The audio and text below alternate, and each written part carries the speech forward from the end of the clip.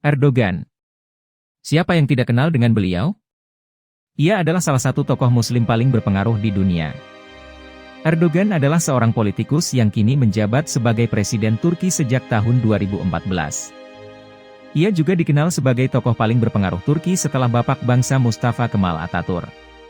Dalam langkahnya sebagai pemimpin negeri dua benua, Erdogan mengubah sejumlah warisan sang tokoh sekuler. Jadi, seperti apa sosok beliau?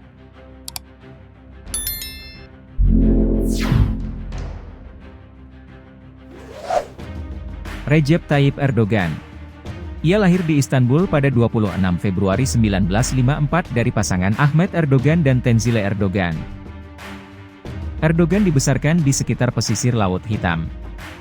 Dan kebetulan ayahnya ditugaskan di kota Rize yang juga seorang kapten kapal di sebuah agen pelayaran Istanbul yang berdekatan dengan Laut Hitam. Sedangkan ibunya seorang ibu rumah tangga. Pada usia 13 tahun, Erdogan kecil tumbuh di daerah para pekerja keras kota Istanbul. Meskipun berasal dari kelas menengah, namun Erdogan mengalami masa-masa buruk dalam hidupnya. Kebanyakan masyarakat di sana hidup dalam kemiskinan perkotaan. Ia akhirnya tumbuh menjadi anak yang mempunyai solidaritas tinggi. Dan seperti kebanyakan anak-anak lainnya, masa kecil Erdogan yang sederhana banyak dipenuhi lumpur, tanah, hujan dan sepak bola. Menginjak usia 16 tahun, bakatnya dalam bermain sepak bola tidak main-main, bahkan dikabarkan banyak menarik minat klub-klub di sana dan sempat menjadi pemain sepak bola semi-profesional. Oleh ayahnya, ia selalu diarahkan kepada pendidikan. Di dunia pendidikan, ia sangat pintar dan cerdas, dibuktikan saat menempuh ilmu agama di sekolah Imam Khatib ia sering dipanggil oleh teman-temannya dengan sebutan hoca yang berarti guru atau ustadz. Setelahnya ia melanjutkan pendidikan di Universitas Marmara untuk belajar ekonomi dan bisnis. Universitas Marmara adalah salah satu universitas tertua di Turki yang sudah berdiri sejak tahun 1883. Universitas ini terletak di kota Istanbul yang juga merupakan pusat perekonomian, sejarah dan kebudayaan. Di sana ia aktif dalam organisasi Milli Türk Talebe Birliği, MTTB, yang merupakan organisasi terbesar di Turki. Organisasi MTTB merupakan antitesa dari gerakan mahasiswa beraliran kiri nasionalis, serta gerakan mahasiswa ultranasionalis. Di sana ia mulai mengenal orang-orang seperti Abdullah Gül yang kelak mereka bersama-sama memimpin Turki dalam Partai AKP. Partai AKP ini didirikan pada 14 Agustus 2001 di bawah kepemimpinan Recep Tayyip Erdogan. Partai Keadilan dan Pembangunan Turki sering juga disingkat JDP, AKP atau PKP. Kembali lagi ke masa-masa remaja, selain organisasi MTTB, saat itu Erdogan juga menjadi ketua organisasi sayap pemuda Partai MSP cabang kota Istanbul di bawah pimpinan Necmettin Erbakan. Disinilah namanya mulai dikenal di kalangan elit-elit partai. Namun sayang, di era 1980, partai ini dinyatakan terlarang oleh pemerintah setelah kudeta militer pada 12 September 1980.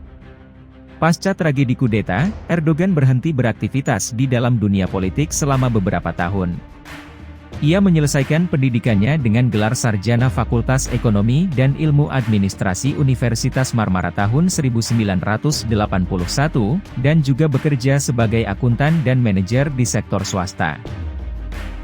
1983 setelah demokrasi dipulihkan kembali di Turki, ia dengan beberapa kolega partai MSP kembali memulai politiknya di Partai Refah atau Partai Kesejahteraan yang berhaluan Islamis.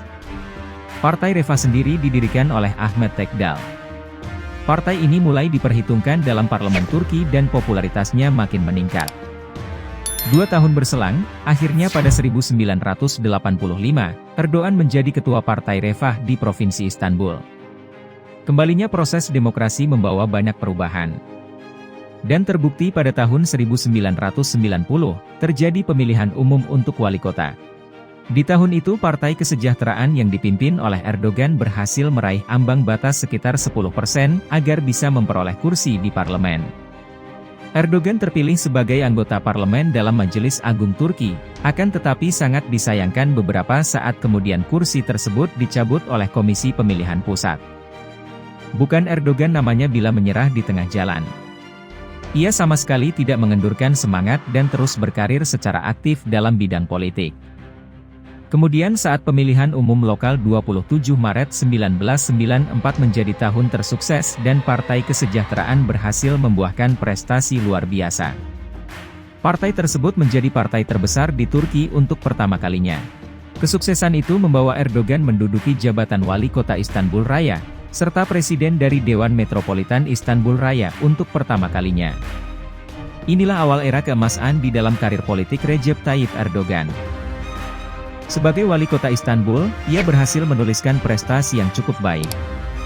Sebuah pembaharuan yang berbeda dari pemimpin yang sebelumnya. Cara berpikirnya pun sangat kritis. Ia juga seorang administrator yang efektif. Pembangunan kota yang ditata sedemikian cantik menambah keindahan kota tersebut. Dan lagi mampu memperbaiki pengadaan air bersih dan juga mengalami kemajuan dalam hal sarana dan prasarana lingkungan. Menjadi contoh, tadinya air bersih menjadi barang yang istimewa, saat Erdogan menjadi wali kota, air bersih menjadi lebih mudah untuk didapatkan. Ia juga mampu mengurangi kadar polusi dengan melakukan beberapa penanaman ribuan pohon di jalan-jalan perkotaan dan membuat udara kota menjadi lebih sejuk. Di sisi lain, ia bahkan mampu mengurangi tindak kejahatan, praktik prostitusi, dan juga melarang mengkonsumsi minuman keras. Terbukanya kesempatan dan juga lapangan pekerjaan untuk para wanita, membuat para wanita memiliki kedudukan yang lebih terhormat dan tidak lagi dipandang rendah oleh kaum pria. Walaupun diimbangi dengan aturan yang berlaku cukup ketat perihal bagaimana memperlakukan seorang wanita. Maju beberapa tahun setelahnya pada tanggal 14 Agustus 2001. Erdogan bersama-sama sejumlah anggota partai yang telah ada sebelumnya mendeklarasikan Partai Baru Berhaluan Islam AKP. Selanjutnya pada pemilu 3 November 2002, partai yang baru didirikan ini mendapat kemenangan dengan 34,1% suara dan meraih 2/3 kursi anggota di Majelis Parlemen Turki. Walaupun begitu, Erdogan tidak langsung terpilih menjadi Perdana Menteri. Sedangkan yang mendapat kepercayaan untuk menjadi Perdana Menteri adalah Wakil Ketua Partai AKP Abdullah Gül. Ia ditunjuk langsung oleh Presiden Ahmet Necdet Sezer. Tetapi amandemen Undang-Undang Dasar Negara Turki tahun 2003 memperbolehkan Erdogan untuk mengganti posisi Abdullah Gül. 14 Maret 2003, Erdogan akhirnya menjabat Perdana Menteri. Ia menggantikan Abdullah Gül yang dianggap kurang mampu berperan dalam perundingan-perundingan dengan Amerika Serikat menyangkut partisipasi Turki dalam Perang Irak. Namun, ia segera membuktikan kemampuannya sebagai Menteri Luar Negeri Turki. 24 April 2007, Erdogan mengumumkan bahwa Abdullah Gül akan menjadi kandidat Partai Keadilan dan Pembangunan dalam pemilu presiden 2007. Partainya mendapatkan 47% suara, tetapi di dalam parlemen jatah kursinya mendapatkan penurunan. Walaupun mengalami penurunan, Erdogan kembali lagi terpilih menjadi Perdana Menteri Turki dan Abdullah Gül menjadi Presiden Turki. Di pemilu berikutnya 12 Juni 2011, kembali mendapat kepercayaan membentuk pemerintahan untuk ketiga kali secara berturut-turut dengan meraih 49,8% suara. Pada 10 Agustus 2014, setelah 91 tahun presiden dipilih oleh parlemen, untuk pertama kalinya Turki menggelar pemilihan presiden secara langsung. Dalam pemilihan ini, terdapat 3 calon kuat yang maju dalam pemilihan presiden. 1. Recep Tayyip Erdogan Perdana Menteri Turki. 2. Selahattin Demirtas politisi etnis Kurdi. 3. Ekmeledin Sanolu Sekretaris Jenderal Organisasi Konferensi Islam. Kesuksesan mewarnai Erdogan kembali, ia berhasil memperoleh 52% suara mengalahkan 2 pesaingnya. Keunggulan ini menjadi sebuah kemenangan besar bagi Erdogan. Ia terpilih menjadi Presiden Turki ke-12. Pada 28 Agustus, Erdogan resmi dilantik di kantor kepresidenan di Ankara. 11 tahun sebagai Perdana Menteri membuatnya lebih mengenal persoalan-persoalan yang ada di negaranya. Ia langsung melakukan sebuah gebrakan besar-besaran yang mengantarkan pada era baru di Turki. Erdogan memiliki berbagai prestasi saat menjadi presiden. Ia dapat meningkatkan nilai ekspor Turki, yang tadinya hanya senilai 23 miliar hingga menjadi 153 miliar dolar. Nilai ekspor ini meningkat untuk produk seperti mobil, elektronik dan beberapa barang lainnya. Semua ini tidak main-main, sebab dilakukan dalam waktu yang cukup singkat. Ia juga mampu menutup defisit anggaran negara. dan juga berhasil menambah cadangan devisa dengan peluang ekspor ke lebih dari 100 negara di dunia. Insinerasi dan kebersihan lingkungan. Bahkan hampir 98% warga Turki sekarang sudah menikmati tenaga listrik baru yang berasal dari hasil pengolahan limbah sampah. Pada 15 Juli 2016, militer berupaya mengkudeta pemerintahan Erdogan. Mereka sempat menguasai ibu kota Ankara dan Istanbul dan menutup jembatan Fatih Sultan Mehmet dan Bosporus.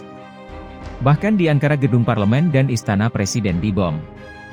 Saat itu Erdogan yang sedang berada di Marmaris, ia menyerukan kepada rakyatnya untuk turun ke jalan melawan usaha kudeta dan berkumpul di alun-alun utama Istanbul dan Ankara.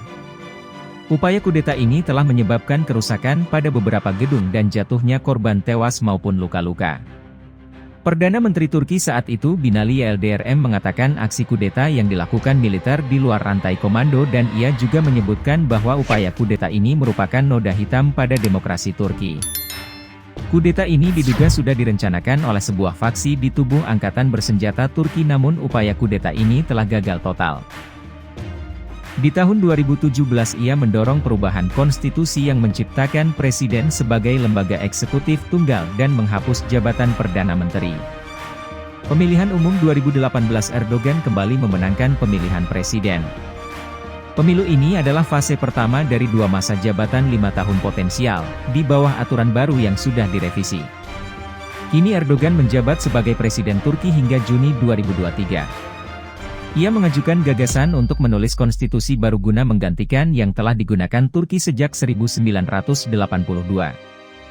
Namun, jika menang kembali di tahun 2023 ini, otomatis membuatnya menjadi presiden 3 periode yang menjabat sampai tahun 2028. Kita pun mengetahui, dalam langkahnya sebagai pemimpin Turki, Erdogan mengubah sejumlah warisan sang tokoh sekuler Mustafa Kemal Atatürk. Pro kontra menyelimuti pemimpin yang satu ini. Walaupun perlahan-lahan, hak-hak sipil diberikan seluas-luasnya oleh Erdogan, contohnya wanita dipersilahkan kembali menggunakan hijab di ruang publik, universitas dan dimanapun berada. Mengubah Hagia Sophia kembali menjadi masjid. Hagia Sophia dulunya memang merupakan masjid di zaman Ottoman, kemudian di zaman kepemimpinan Atatürk, masjid ini dikonversi menjadi museum. Namun, pada Juli 2020 dan hampir 90 tahun lamanya, di eranya Presiden Erdogan, Hagia Sophia dikonversi kembali menjadi masjid seperti di zaman Ottoman. Dan perayaan acara keagamaan tidak lagi dilarang dan sembunyi-sembunyi. Seperti Maulid Nabi saat ini bisa diselenggarakan secara terbuka dan dapat disiarkan secara langsung di televisi. Dalam acara konferensi ekonomi dunia, banyak pemimpin dunia bertepuk tangan atas pidato yang disampaikan oleh Shimon Peres Presiden Israel. Tetapi, Erdogan membalasnya dengan cukup keras, bagaimana bisa seorang pembunuh wanita dan anak-anak di Gaza diperlakukan seperti itu. Hal ini juga menjadi sebuah tamparan yang super keras untuk pemimpin dunia yang hadir di sana dan Erdogan pun meninggalkan konferensi tersebut. Perubahan dan kemajuan inilah yang akan dikenang selamanya. Banyak hal besar lain yang dilakukan Erdogan saat menjabat sebagai wali kota, perdana menteri bahkan presiden. Itulah biografi singkat dari seorang Erdogan. Bagaimana pendapat kalian? Semoga beliau kita semua keluarga dan negeri ini selalu dalam lindungan Allah Subhanahu wa Ta'ala dan selalu diberikan rezeki yang berlimpah. Bila ada kesalahan atau kekeliruan dalam menjelaskan informasi dari cerita ini mohon maaf yang sebesar-besarnya dari kami. Silahkan berkomentar kita berdiskusi. Terima kasih.